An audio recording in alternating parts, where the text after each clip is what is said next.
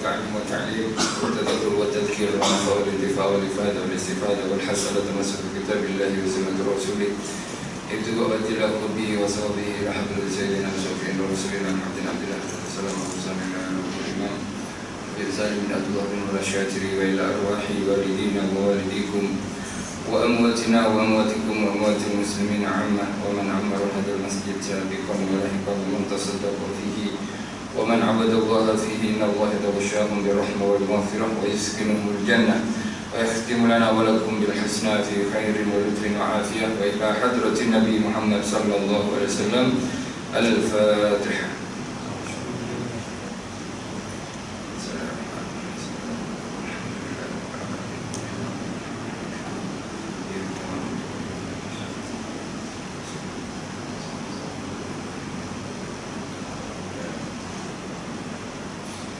الحمد لله الذي هدانا لهذا وما كنا لنهتدي لولا أن هدانا الله. اللهم صل وسلم على سيدنا محمد مفتاح باب رحمة الله عدد ما في علم الله صلاة وسلاما دائمين بدوام ملك الله وعلى آله وصحبه ومن والاه ولا حول ولا قوة إلا بالله. رب اشرح لي صدري ويسر لي أمري واحلل عقدة من لساني يفقهوا قولي. أما بعد، من العائدين والفائزين والمقبولين Alhamdulillah yang dimuliakan oleh Allah Subhanahu wa taala, muslimin, muslimat, hadirin hadirat, tuan-tuan, puan-puan rahimakumullah. Kita masih berada di bulan Syawal. Maka sampainya kita di bulan Syawal ini, saya peribadi mengucapkan minal aidin wal faizin wal maqbulin.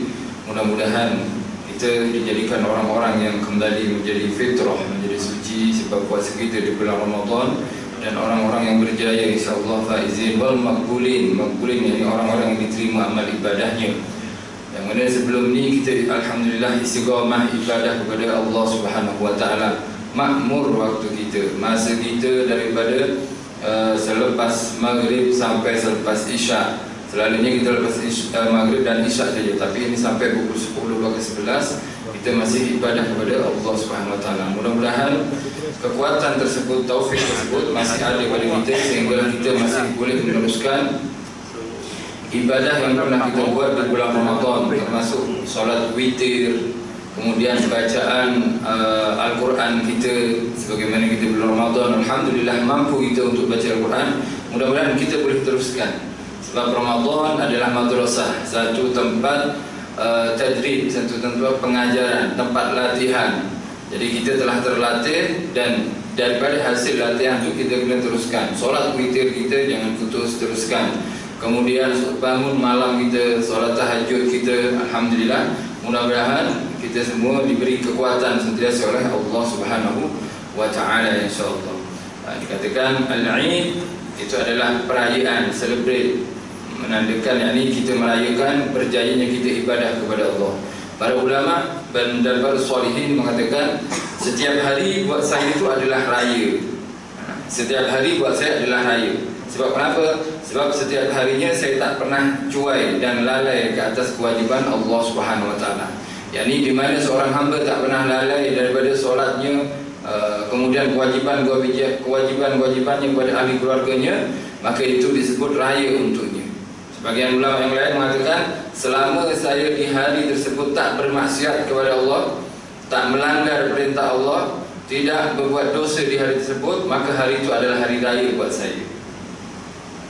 Jadi mereka beranggapan bahasanya di mana hari kita tak bermaksiat kepada Allah, kita adalah minal faizin, orang yang berjaya. Berjaya tidak membangkang kepada perintah Allah Subhanahu wa taala. Dan ini yang kita harapkan, yang mana kita sentiasa berusaha melaksanakan perintah Allah dengan sebaik-baiknya, dan kita juga berusaha menjauhi dosa, perbuatan dosa secara sengaja.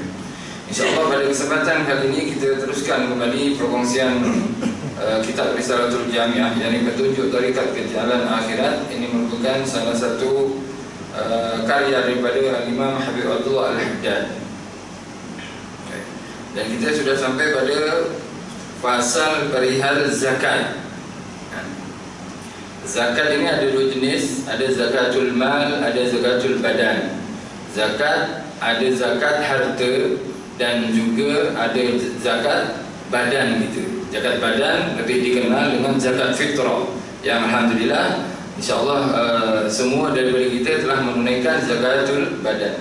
Adapun zakatul mal, zakat harta ini adalah mengikut kriteria atau kategori, ikut syarat-syarat. Apabila syarat tersebut sudah sempurna pada seseorang, maka dia wajib mengeluarkan zakatnya.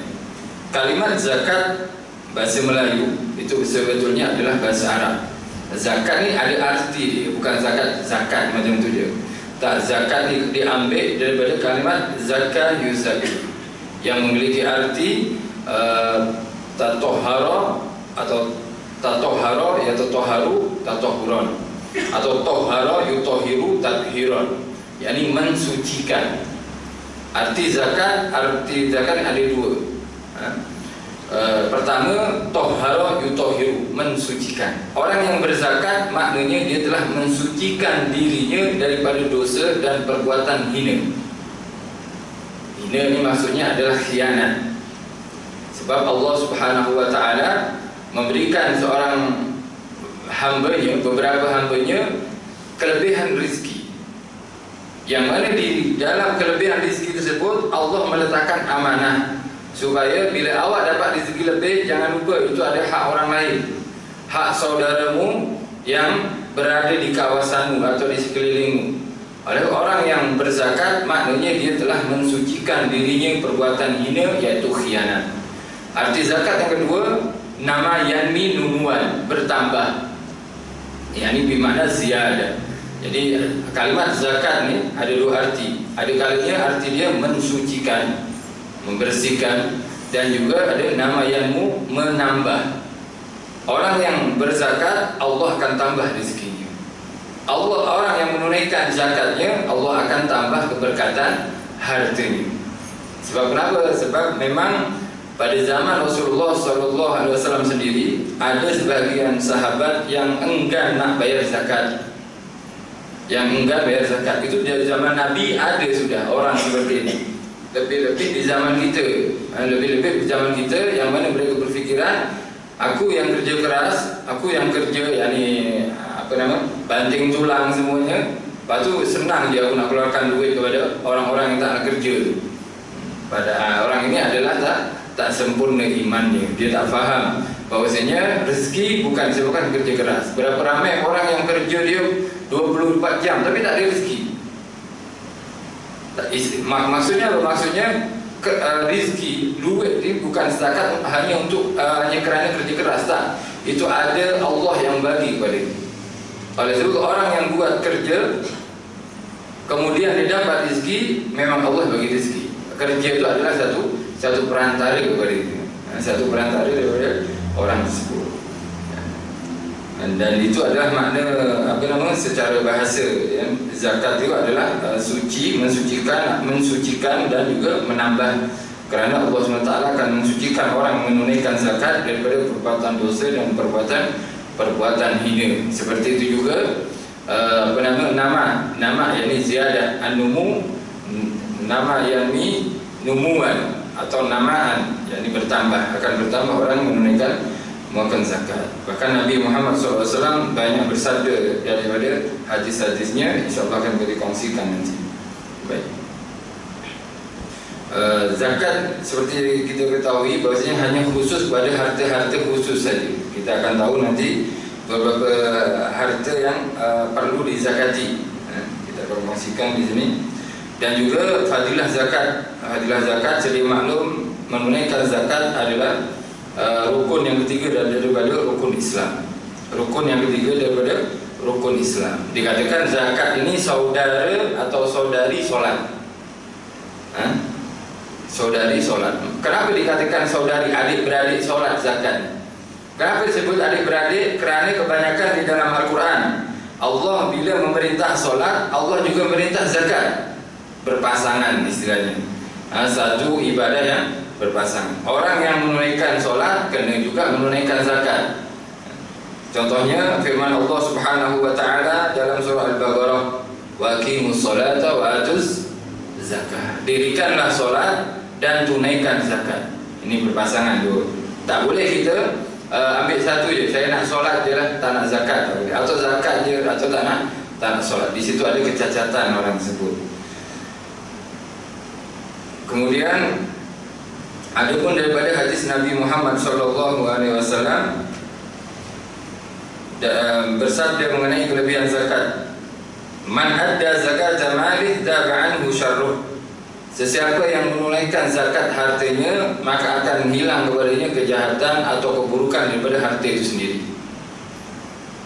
Orang yang menunaikan zakat selamat rumah dia. Orang yang menunaikan zakat akan aman harta dia. Dan kebanyakan ya, kalau kita tengok sekarang kan banyak sangat berlaku jenayah. Ada yang dirompak di jalan, ada yang dirompak di rumahnya, ada yang kena tipu, ada yang kena scam. Banyaklah kejahatan. Kejahatan yang merugikan harta benda. Kalau diselidik balik, walaupun itu bukan 100%, kebanyakan orang yang kena rompak, orang yang kena scam, orang yang kena tipu tadi, itu kebanyakan tak betul dalam menunaikan zakat. Bahkan ada yang tidak menunaikan zakat. Kalau kita tengok sendiri, dia bukan kita nak salahkan orang lain, tapi kita kena tengok diri kita sendiri. Sebab orang ni bila dia tidak tunaikan zakat, maka Allah akan hantar makhluknya untuk mengambil harta zakat itu sendiri.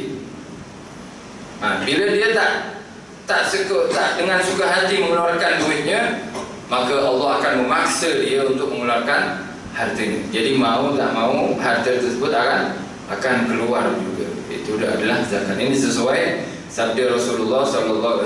Siapa yang menunaikan zakat hartanya, maka akan selamat, dia akan hilang daripadanya keburukan daripada harta tersebut. Keburukan maksudnya, ya mungkin sakit, mungkin dirompak, mungkin kena tipu, mungkin kena scam, atau macam-macam. Harta tu hilang. Dan kalau ada orang, Ustaz, saya dah tunaikan zakat, saya dah tunaikan semua dengan betul, tapi kenapa saya masih kena tipu? Orang macam ni akan bertambah hartanya. Maksudnya Allah akan tambah lagi. Kenapa anak saya masih sakit misalkan, habis banyak, bukan sakit biasa ni mungkin tak perlu kos banyak untuk kesembuhan daripada atau perawatan anak tersebut, tapi ada sebagian kos perawatan anak sangat tinggi dan dia memang banyak harta, tapi berat juga kalau mengeluarkan kos yang sangat besar. Dalam sekali dia tak tunaikan zakat dengan betul. Sepatutnya dia zakat, contoh dia zakat sepatutnya 150.000, harta dia banyak, tapi dia zakat mengeluarkan 100.000, 50.000 dia tak keluarkan. Dia gunakan untuk kos-kos maintenance kereta dia. Kereta bukan zakat 1 biji, bukan zakat 1 biji, 2 biji, bahkan sampai 10 biji, maka kos maintenance dia ambil daripada zakat. Lala sekali Allah buat satu musibah terhadap dirinya. Dan seandainya memang orang yang taat, istilahnya orang yang menunaikan zakat dengan betul, orang yang tak menunaikan zakat, sama-sama kena musibah. Bedanya adalah yang ini adalah musibah, yang ini adalah kenaikan derajat dan ampunan daripada Allah Subhanahu wa Ta'ala. Dan juga Nabi juga menganjurkan kepada kita kena berhati-hati bab zakat ini. Nabi bersabda, "Hassinu amwalakum bizzakat wa daru amradakum bis-shadaqah wastaqbilu amwajal bala'i bid-du'a wa tadarruk." Hassinu amwalakum, jaga, lindungi harta kalian dengan zakat.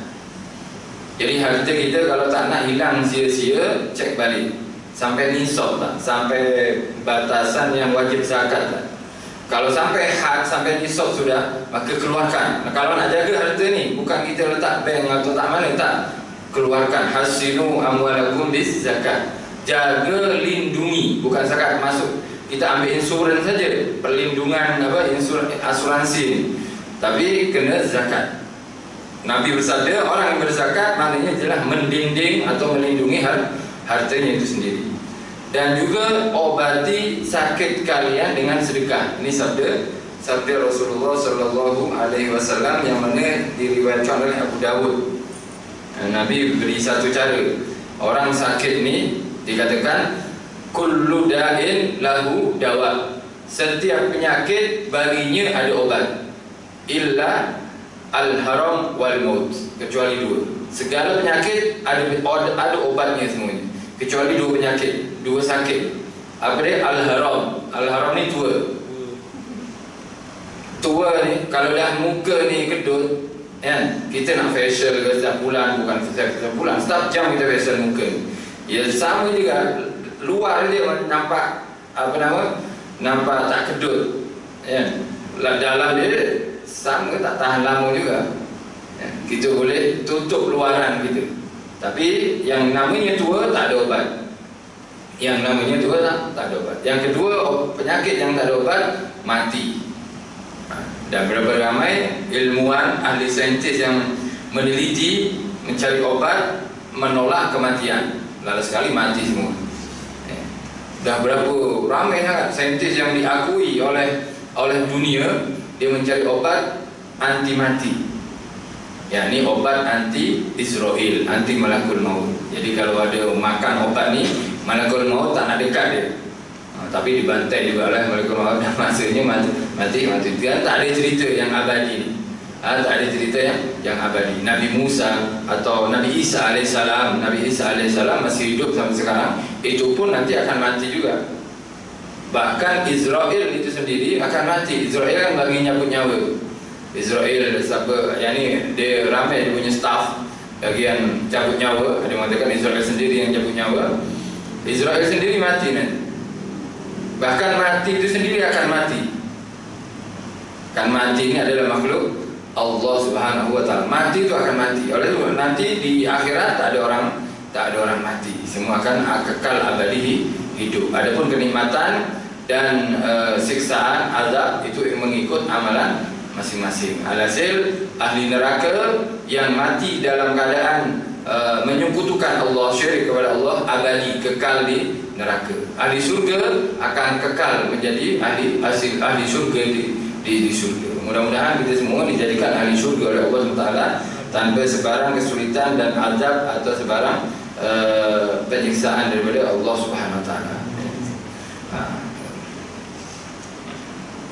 Alhamdulillah kalau kita dijadikan ahli surga abadi, bukan setakat hidup 100 tahun. Kita hidup 100 tahun dah seronok sudah. 100 tahun gigi masih sempurna, tak pernah sakit, itu dah kita seronok sangat.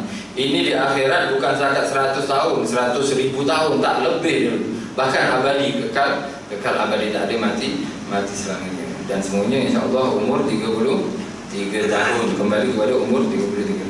Jadi meneruskan sabda Rasulullah, lindungi harta kalian dengan zakat, keluarkan zakat, obati sakit kalian kecuali tua dan mati. Tua dan mati tak ada obat lah.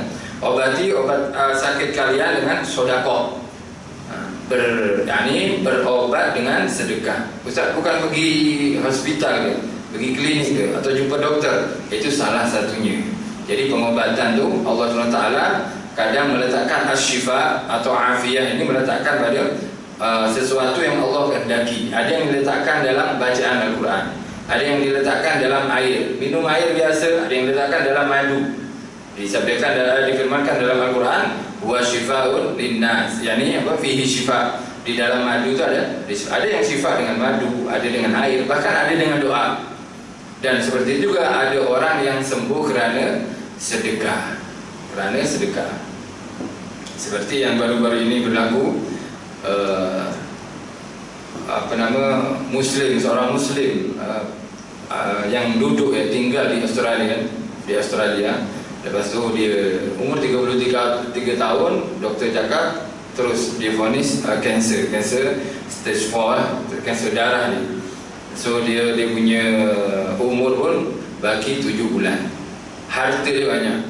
Jadi kereta dia Ferrari, Lamborghini. Yang ni kereta mahal-mahal, rumah pun besar. Dia satu CEO satu company besar di Australia. Dalam sekali selepas doktor cakap macam tu, harta dia atau nyawa dia bagi 7 bulan, terus dia pergi Palestin. Dia keturunan Palestin. Pergi Palestin, semua hartanya dibawa ke Palestin. Sebagian hartanya ada yang ditinggalkan untuk isteri dan anaknya. Kemudian dia langsung tak ada kehidupan mewah. Bina satu hospital di Palestin, rumah-rumah kebajikan di Palestin. Kemudian dia banyak sedekah.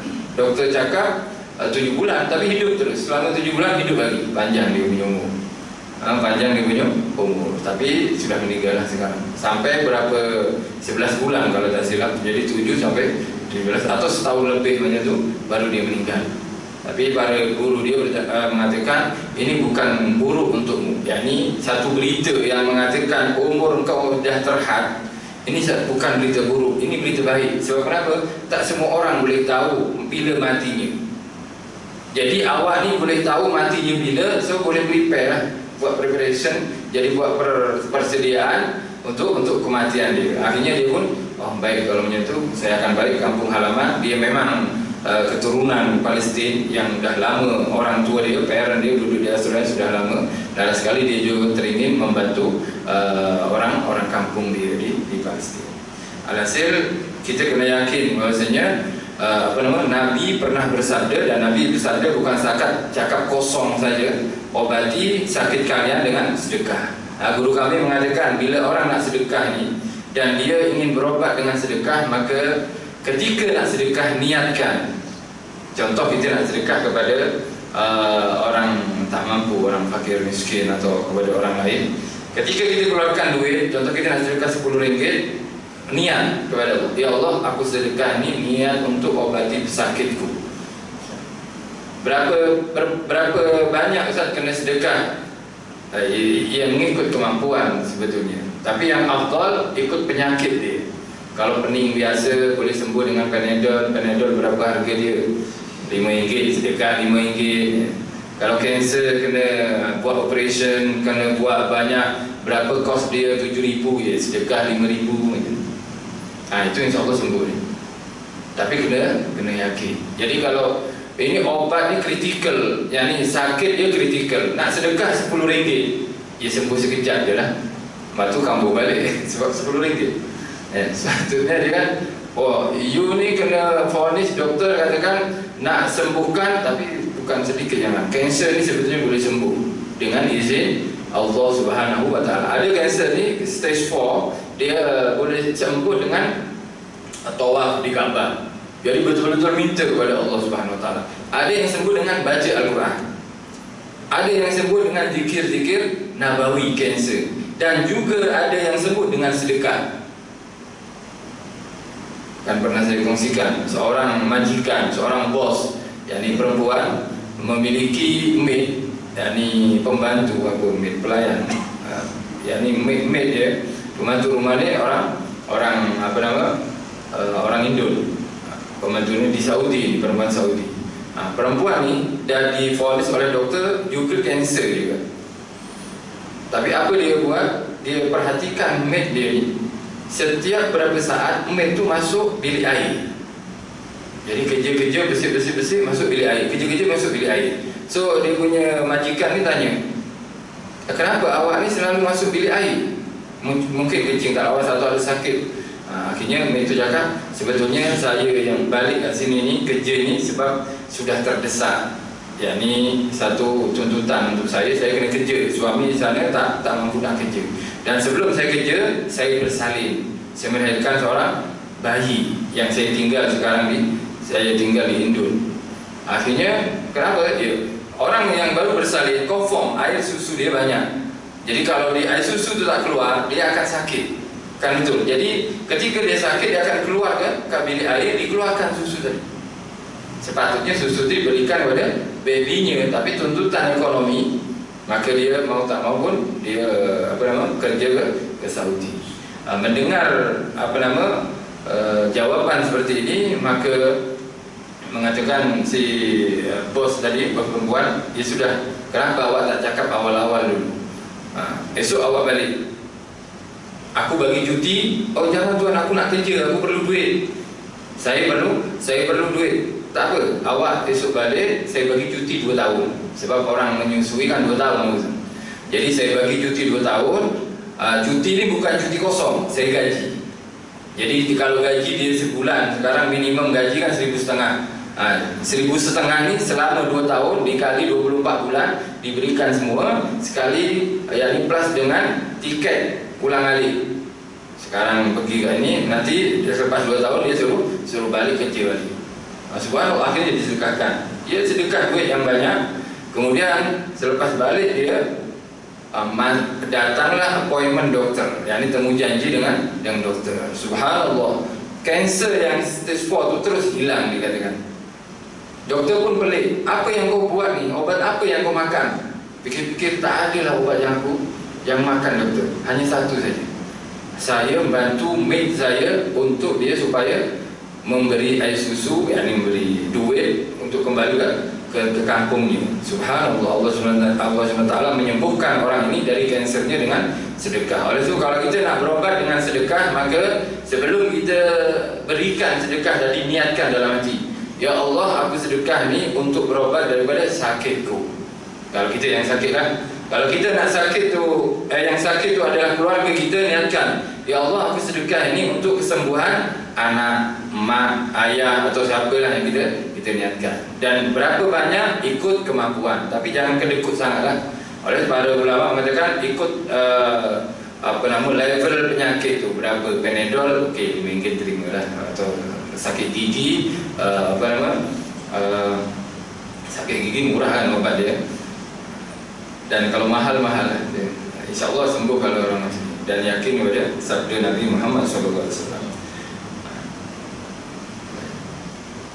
Jadi ini mengenai bab zakat, sangat banyak kelebihan zakat, sebab ini adalah syariat Islam. Tidaklah Allah Subhanahu Wa Taala mensyariatkan satu syariat dalam Islam melainkan itu ada faedahnya bagi kita dunia dan akhirat. Solat ke, zakat ke, puasa ke, haji ke, semua ada fadilah untuk kita dunia dan akhirat. Solat khususnya ini sangat-sangat berfaedah banyak. Dikatakan fasal perihal zakat, keluarkanlah zakat dengan hati yang baik. Bila nak keluarkan zakat, jangan dengan hati yang terpaksa. Biasakan mengeluarkan zakat tadi ikhlas, ikhlas kerana Allah Subhanahu Wa Taala. Dan keikhlasan ini tidak akan muncul melainkan kita kena mujahadah, melatih diri kita. Melatih diri kita. Orang yang kedekut sangat susah nak keluar duitnya. Tapi kalau dia biasakan sedikit, lama-lama terbiasa. Seperti itu juga zakat, kita kena ambil kira, ambil berat mengenai bab zakat ini. Wahai saudaraku, jika anda mempunyai harta yang sudah cukup syaratnya untuk dikeluarkan zakatnya, hendaklah anda mengeluarkan zakatnya dengan hati yang ikhlas, meniatkannya kerana Allah Subhanahu Wa Taala. Harta yang wajib dizakati hanya terhad, haiwan ternak, kemudian emas dan perak, niaga dan tumbuh-tumbuhan, yakni beras atau makanan asas, dan juga zabib, kurma dan anggur, serta niaga. Adapun zakat emas dan perak ni, zakat dia, nisab dia bila dah mencecah 84 gram. Emas bila kita simpan, kan sekarang ramai emas ni tengah turun. Saya dengar beberapa hari lepas harga emas turun. Wallahualam betul ke? Turun berapa tak sure lah, tak pasti. Tapi alhasil dikatakan harga emas ni dah turun. Jadi siapa yang simpan emas, menyimpan emas, dan emas tersebut mencapai nisab, kemudian dia simpan dalam masa 1 tahun, maka wajib bagi orang tersebut mengeluarkan zakat. Jangan kita nak melabur duit. Macam mana nak melabur duit? Nak duit emas, kita labur, boleh simpan emas. Zakat emas ini adalah 84 gram. 84 gram. Jadi kalau kita ada emas yang kita dah simpan seberat 84 gram, emas ni bukan emas perhiasan. Kalau perhiasan tu tak wajib dizakati, dengan syarat perhiasan tu tidak dikira israf. Ini seorang perempuan, selalunya orang-orang perempuan lah, orang lama, dia suka collection, dia punya gelang, dia punya rantai dia besar. Tapi sekiranya perhiasan tu tak israf, bukan yang dia pakai rantai yang beratnya 1 kilo, yang bila jalan tu merunduk macam keledai. Dia tak, maksudnya itu terlalu berat lah, 1 kilo je. Itu sudah israf. Kalau dah israf, wajib zakat. Tapi kalau perhiasan yang normal, ya mungkin katakan berat Ustaz, tapi bukan emas, ada campuran lain. Hasil Kalau sekiranya emas tu tak israf, tak wajib zakat dia. Tapi kalau emas yang emas keping tu, yang ada 10 gram, 5 gram, 20, 30, bahkan ada yang 100 gram. Satu kotak ni kan 100 gram kan ada. Itu kalau kita simpan sampai 1 tahun, wajib kita zakat. Zakatnya berapa? Zakatnya adalah 2.5. Macam mana nak zakat? Nak zakat kena kalkulate harga emas. Sekarang berapa harga emas? Untuk harga semasa berapa? Tak ada peniaga emas di sini. Atau orang yang koleksi emas tak? 260 ya? Saya pun tak pasti. Katakanlah 250 ya. RM250 1 gram. So kita kalikan 84 menyamai 21.000. Para ulama muasirin, ulama-ulama yang terkini mengatakan orang yang menyimpan duit pun yang jumlah dia menyamai harga emas 84 gram, maka wajib zakat juga.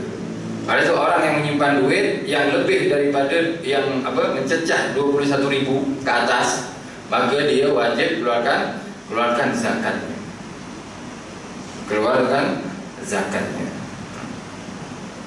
Jadi kalau kalau 10.000 itu zakatnya adalah 500.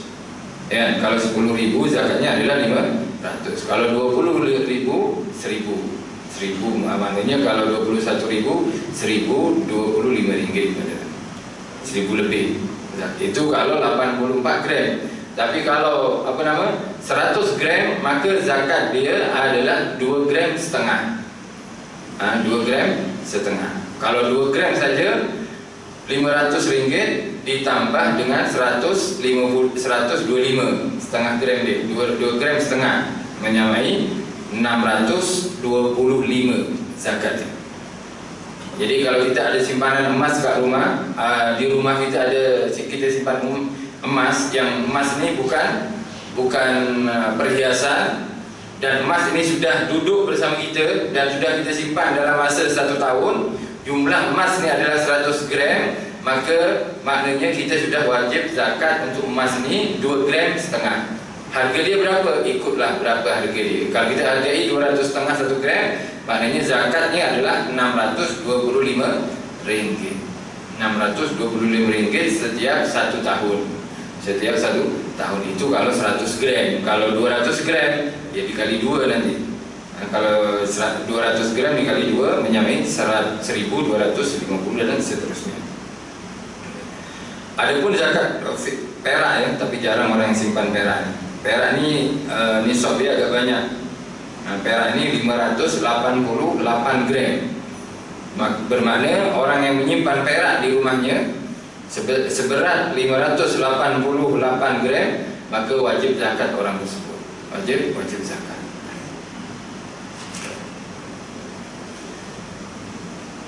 Hendaklah anda mengeluarkan zakatnya dengan hati yang ikhlas, meniatkannya kerana Allah SWT, lalu uang zakat itu diasingkan dan dibagikan apabila sudah sampai waktunya. Dan jangan melewatkannya, jangan ditangguh.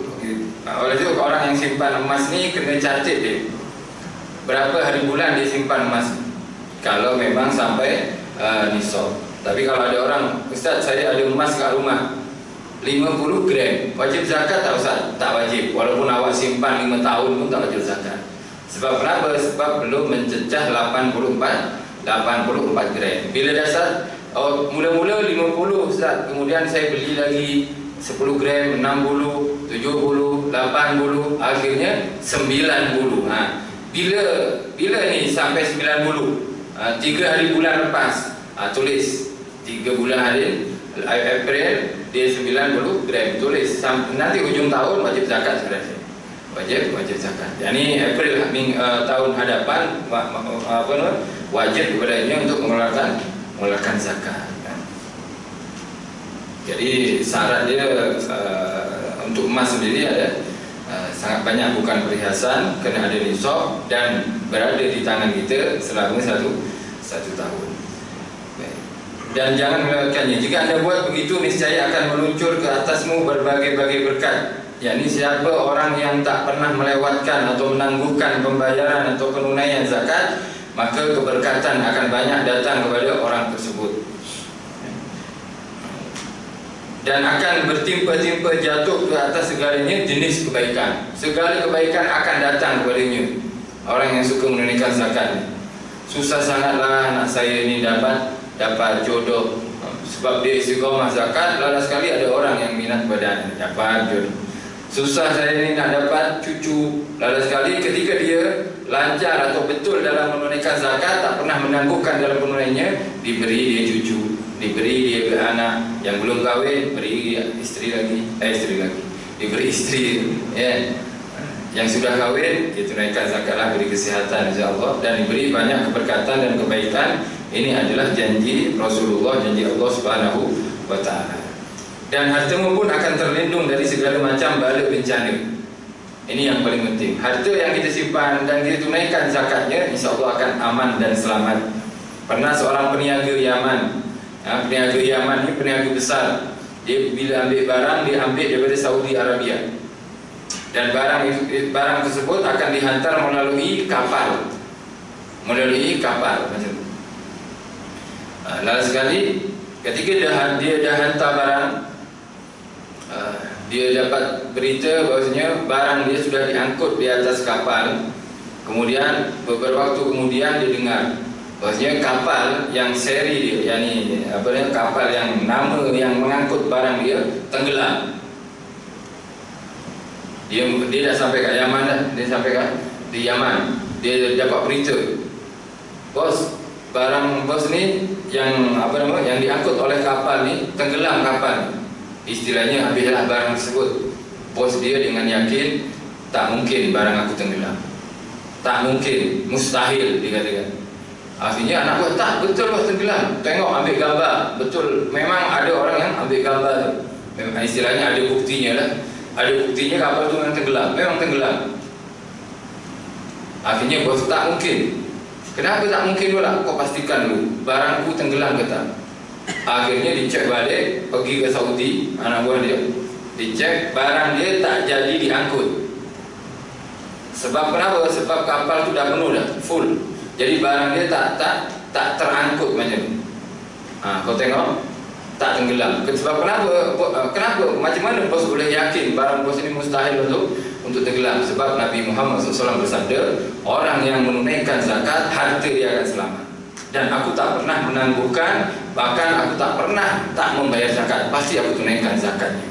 Jadi dijaga betul-betul ya zakatnya. Dan itu memang terbukti.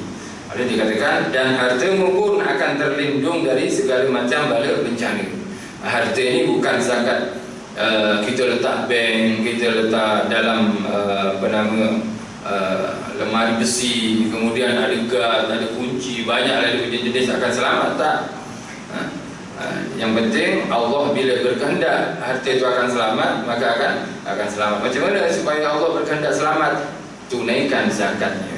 Itu adalah salah satu cara dalam Islam. Tapi tunaikan zakat kemudian bukan harta letak macam tu, ya kunci juga, jaga juga ya. Tapi zakat menjaga tapi tak tunaikan harta, lalu sekali kau akan keluarkan dua zakat duit tersebut. Jadi hendaklah anda mengasingkan wang zakat itu untuk dibagi-bagikannya. Jauhi diri dari yang biasa dilakukan oleh anak-anak dunia hari ini. Ini di zaman beliau ya, di zaman Imam Haddad 300 tahun lepas.